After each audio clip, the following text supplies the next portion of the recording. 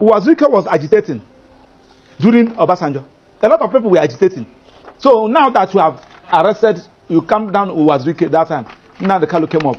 Now that you have arrested Nnamdi Kanu, Simon Ekpa is there. I think this data from Ned Nwoko was telling you that even if you arrest Simon Ekpa today, another Simon Ekpa will come out. So the issue there is that address all those issues. The reason that can negotiate with him and allow him to continue with his agitation.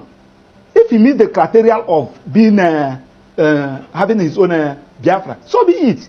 Don't tell us that this country is not negotiable. Is not negotiable. The unity of this country is not negotiable. It's negotiable for Christ's sake. Because if things are not working the way it's supposed to be, I told you the other day I came here. I said that somebody from China has a say in this country and somebody from Southeast. Let's use what is going on now. The president is from where? Vice is from where? Speaker is from where? Senate president is from where? CJN is from where? Court of Appeal president is from where? National Industrial Court president is from where? Chief Judge of Federal High Court is from where? You are telling me that yes, now that you have removed Kennedy Hanele and you are now brought in Yanko Juku, that the people of Southeast will jubilate. Are you talking to idiots? Look at the people that you are talking about. Check, let me start with the source. In football, the people that have made Nigeria proud are the people of Southeast. In commerce, in aviation industry, name it. In academics, they are from people of Southeast. But when it comes to power, they are not qualified.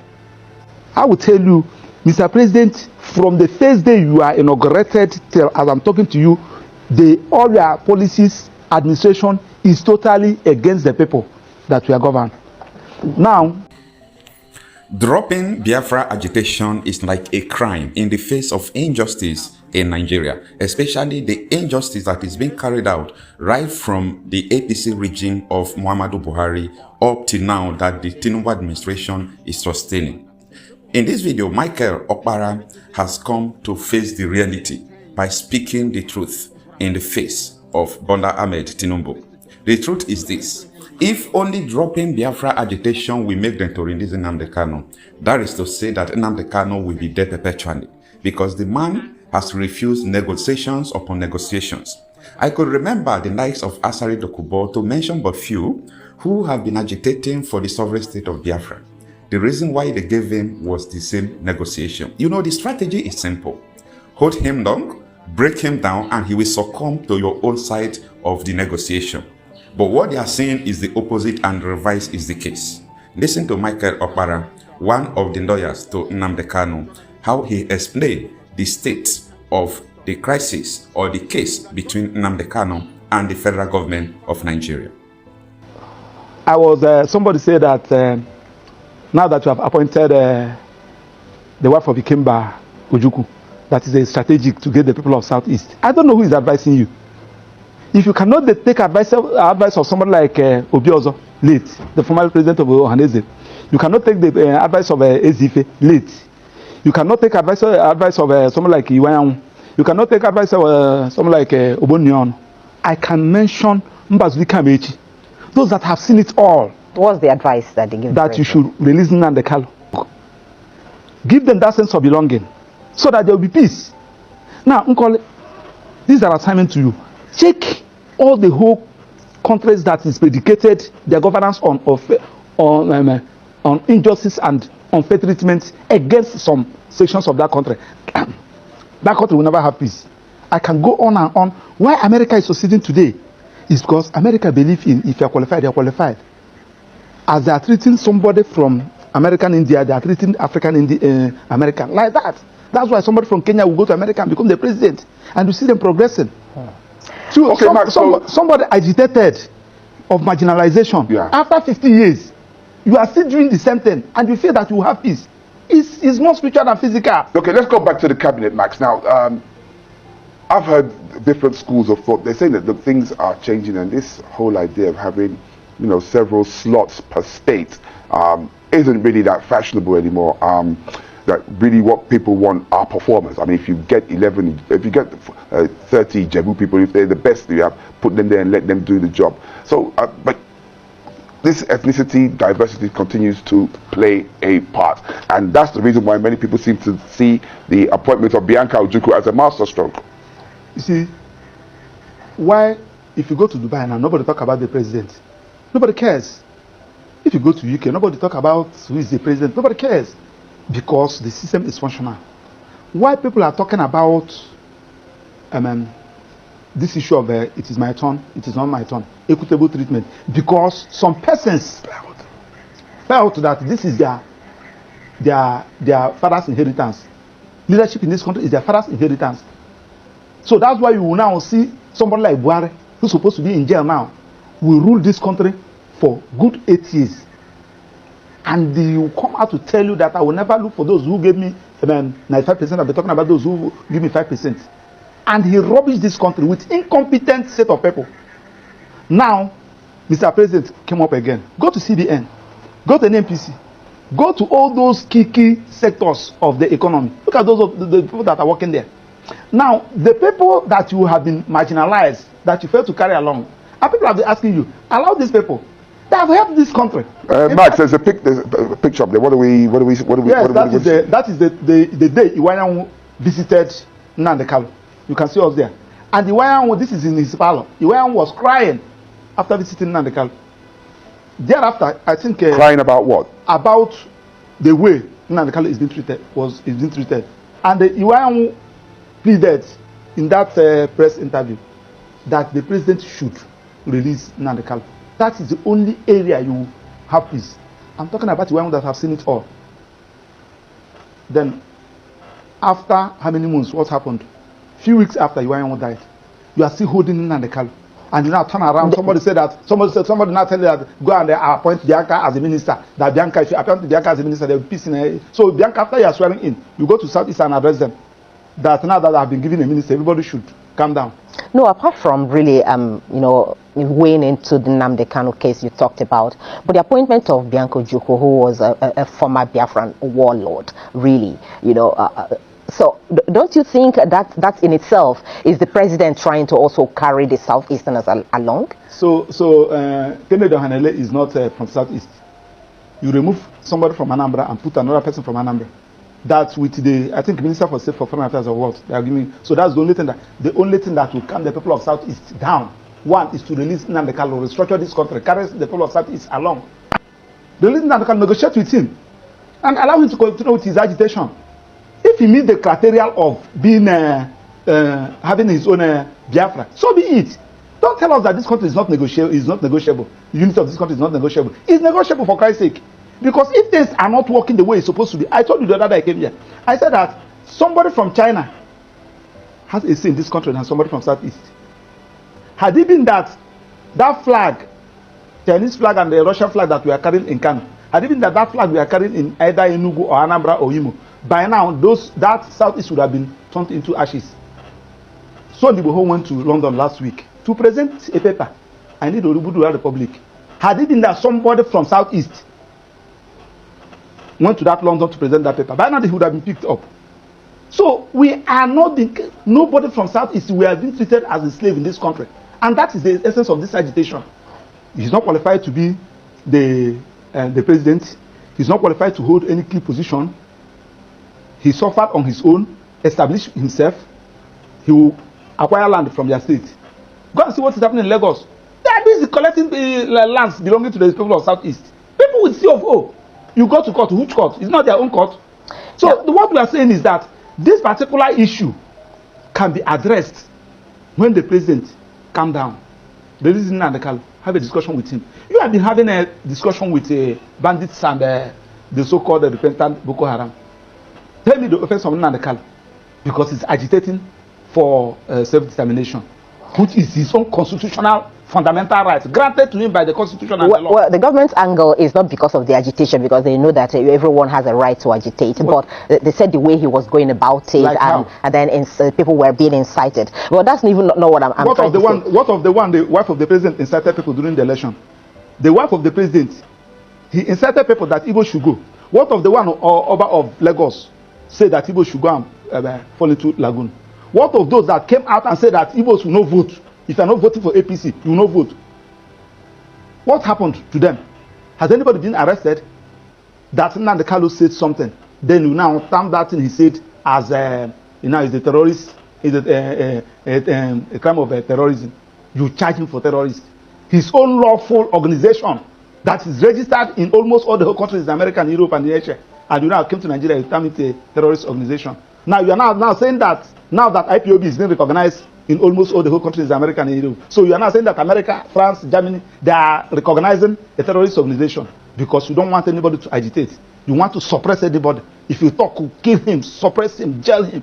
In a country that is predicated on constitutional governance, it cannot work like that. Okay, let's get back to the ministerial nomination of Bianca Ojukwu, you know, because you said he took away one from Anambra and brought in another. But remember that the president took away the minister based on the KPI results that came out, which he was not even the one, did the evaluation. It was the result given to him with which he did that, meaning that if actually the minister had performed, above board in the KPI, he wouldn't have had any reason to remove her rather. Now, still on that ministerial list, we have 48 of them, am I right? And we have 36 states in this country, including FCT 37. So, apart from Southeast, that have only 5, every other region have more than 6, apart from Southeast. Now, check since 1999, we have been having series of presidents. Let's use what is going on now. The president is from where? Vice is from where? Speaker is from where? Senate President is from where? CJN is from where? Court of Appeal President is from where? National Industrial Court President is from where? Chief Judge of Federal High Court is from where? And you are saying that the people of Southeast belongs to this country. The chief of are you sure Max, are you sure you're not? I mean, it's just like what I said too. I mean, isn't it time we started to be less sentimental about this diversity? We have to apply it now. We are talking about, we are saying that the only people that are qualified to hold all this position, nobody from South is qualified.